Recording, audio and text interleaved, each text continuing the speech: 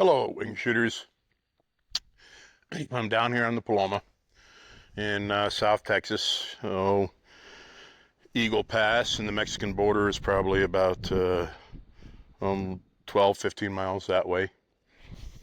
This is the Paloma Ranch, and this is where I've been for the past week or so. I'm going to be here for another 3 or 4 days and had a little downtime, so I thought maybe I'd do a little video.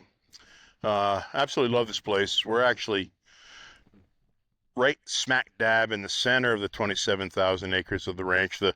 The gate to the ranch is 6 miles on a dirt road south of us here. In fact, preceding this video, that sunrise that you saw was this morning right here, looking east in that direction. And the sunrises are absolutely spectacular. They're just so beautiful here. But I'm doing some shooting instruction down here, and I thought, well, I'm here, I'd do a short little instructional video. And I don't want to insult your intelligence, but it's a simple one. I want to talk about practicing the gun mount. Okay, now we all know what the end goal is here, and that's getting the proper pupil position in relationship to the rib.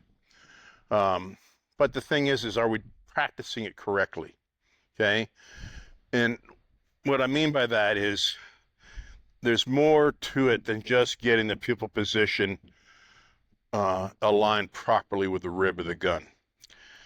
It's getting to the two gun mount anchor points, the shelf of the cheek to the comb of the stock, the pocket inside the shoulder ball for the butt of the stock at the same time. And even more so, it's those two contact points being hit at the exact same time when you practice that mount, but the muzzle touching the bird.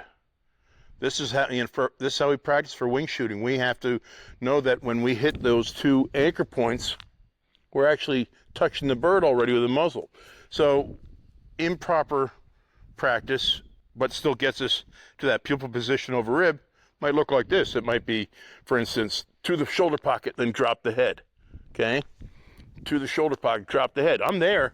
If I'm looking in the mirror and I'm pointing on the reflection of my pupil, by the time I finish that gun mount, I had the end goal. I had the pupil right over the rib.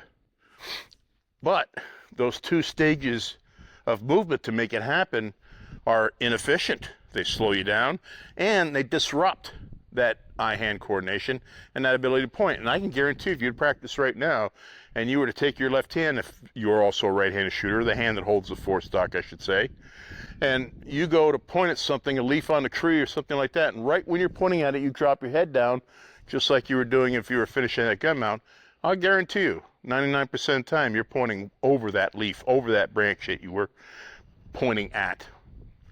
And that's exactly what happens when you drop your head, when you're making a separation of movements to the gun mount. You will shoot high, okay? So we have to know that it's going to the pocket and that cheekbone shelf at the same time, okay? All the movements we do to create that gun mount becomes one, okay? And that includes the fact that when I hit those two anchor points, that the muzzle at the time I hit those two anchor points is already where I want it to be. So many times have I talked to people who say, you don't understand, I got to get on these wild birds fast. And I watch them shoot, and I said, you're not getting on them fast. You're only moving fast. Because if you got the bird crossing this way, right to left, and it flushes, and the first thing you want to do is get here, now you got to go here. That's not getting there in the most efficient route. That's going up and then over, as opposed to just going with the bird the entire time. Bang, now everything is at that contact points, the muzzle to the bird, the stock to the cheek and shoulder, all at the same time. That's the proper gun mount we want for bird hunting. That's how we practice for bird hunting. That efficiency of movement.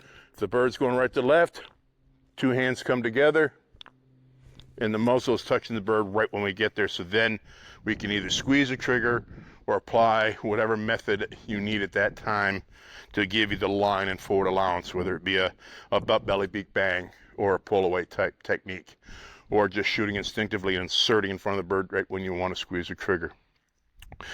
But anyways, this is how you really should practice it. First of all, practice it slow. Most guys out there, because of that tendency to want to mount the gun so darn quick before they get on the bird, they've embedded in a muscle memory, and they're even embedded it into their intuitive mind, because that's what the intuitive mind works off, is muscle memory. That's what I want to do as quick as I see that bird. We got to replace that with high quality muscle memory, and that means moving slow.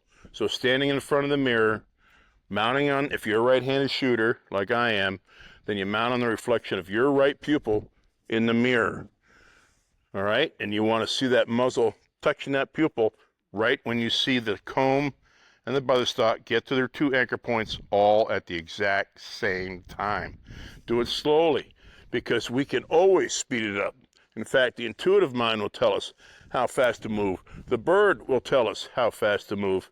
And now we'll move at all speeds that the bird fly at, and not just that one fast speed. So when you do your practice, doing it as quick as you can is not the way to go. Be disciplined about it. Practice it like you would any other sport that you want to become very, very good at it. Take your time and make sure that the way you're practicing getting that proper pupil alignment over the rib is done in an extremely fluid, efficient movement. And this will allow our intuitive mind, our instinctive nature, to be a lot more successful in the field. This gun that I was playing around with just now is a 1901 Joseph Harkom, made in Scotland. And last night I took it out to the scrub out here to one of the tanks right at the evening when the dove was starting to fly. And this 124-year-old Scottish-made Joseph Harkom killed its very first limit of Texas mourning dove. That was a lot of fun. But anyways, follow me on LarsJacob.com. Follow me on Lars Jacob Wing Shooting, both the Facebook and Instagram. And check out my videos on YouTube or on my website, LarsJacob.com. And if you want to fit in, if you want some instruction, give me a call, 802-289-2002. Thank you very much, and thank you very much to the Cedars family for letting me stay at their ranch.